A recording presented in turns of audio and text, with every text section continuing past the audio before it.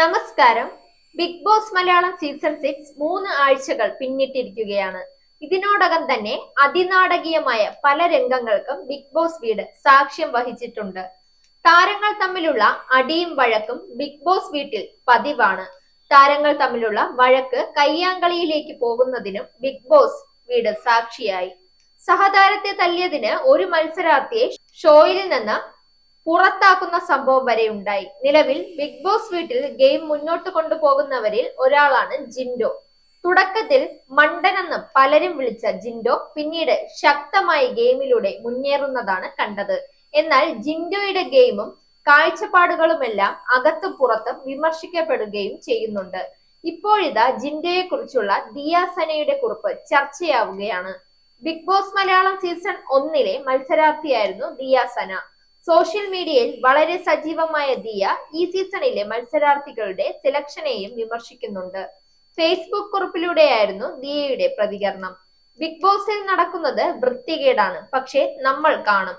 നമ്മൾക്ക് ജാസ്മിൻ ഗബ്രി വിഷയമൊക്കെ അപരാധം പറയാനുള്ള വകുപ്പുകളാണ്. ഇതാണ് പൊതുജന രീതി.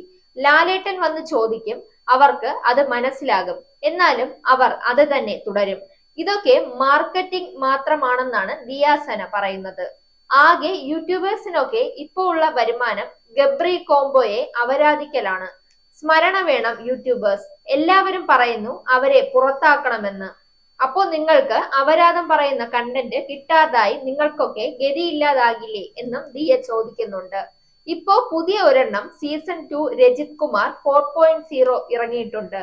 രജിത് കുമാർ സ്യൂഡോ സയൻസിന്റെ ഉസ്താദാണെങ്കിൽ ജിൻഡോ കള്ളം പറയുന്നവനും സ്വന്തം അച്ഛനെ പോലും അവന്റെ ലാഭത്തിന് തട്ടിക്കളയുന്ന കൂട്ടത്തിലാണെന്നാണ് ദിയ പറയുന്നത്. പിന്നെ ജിൻഡോയെ പറ്റിയുള്ള വേറെ കുറച്ച് കഥകളുണ്ട്. അത് വഴിയെ നമ്മൾ അറിയും. സെക്ഷൽ ഫ്രസ്ട്രേഷൻ ചെറുതൊന്നുമല്ല ജിൻഡോയ്ക്ക് ഉള്ളത്. അതിന്റെ വിഗ്മിമായിട്ടുള്ളവർ ഉടനെ രംഗത്ത് വരും എന്നും ദിയ പറയുന്നുണ്ട്. എന്നാലും എന്റെ ബിഗ് ബോസ് നിങ്ങൾക്ക് ഈ സീസൺ 6 കണ്ടസ്റ്റന്റ്സിനെ എവിടെന്ന് കിട്ടി എന്നാണ് ദിയാസന ചോദിച്ചത്. ഗുണ്ടകളെയും കള്ളന്മാരെയും അപരാധകരെയും ഒക്കെയാണല്ലോ സെലക്ഷൻ. വല്ല കീരിക്കാടൻ ജോസോ മറ്റോ ആയിരുന്നോ സെലക്ഷൻ കമ്മിറ്റി എന്നും ദിയാസന ചോദിക്കുന്നു. അതേസമയം നല്ല രീതിയിൽ പോയ ഒരു ഷോയെ ചിലർ വന്ന് ഇല്ലാതാക്കിയതിൽ മനംനൊന്ത് എഴുതിയ എഴുത്താണതെന്നും നന്ദി നമസ്കാരം എന്നും പറഞ്ഞാണ് ദിയ കുറിപ്പ് അവസാനിക്കുന്നത്. പിന്നാലെ പോസ്റ്റിന്റെ കമന്റിലും ദിയ ജിൻഡോയ്ക്കെതിരെ ഗുരുതര ആരോപണം ഉന്നയിക്കുന്നുണ്ട്. ഇയാൾ കൊണ്ടുപോയി പെട്ടുപോയ 3 പെൺകുട്ടികൾ എന്റെ ഇൻബോക്സിൽ വന്നിട്ടുണ്ട്.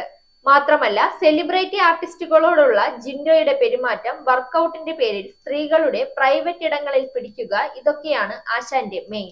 കുറെ ഇടങ്ങളിൽ നിന്ന് അയാൾക്ക് തല്ലൊക്കെ കിട്ടിയിട്ടുണ്ട്. എന്നാലും ഇത് തന്നെയാണ് അവസ്ഥ എന്നാണ് ദിയ പറയുന്നത്. ദിയാസനയുടെ ആരോപണം സോഷ്യൽ മീഡിയയിൽ ചർച്ചയായി മാറിയിരിക്കുകയാണ്. Zag news, Thiruvananthapuram. നേരിന്റെ വാർത്തകൾ നിങ്ങളുടെ വിരൽത്തുമ്പിലെത്താനായി സാഗ് ന്യൂസ് ചാനൽ സബ്സ്ക്രൈബ് ചെയ്തും ഷെയർ ചെയ്തും ഒരു ശരിയായ മാധ്യമ നിലപാടിന് പോകാൻ ഞങ്ങൾ നിങ്ങളെ ക്ഷണിക്കുന്നു.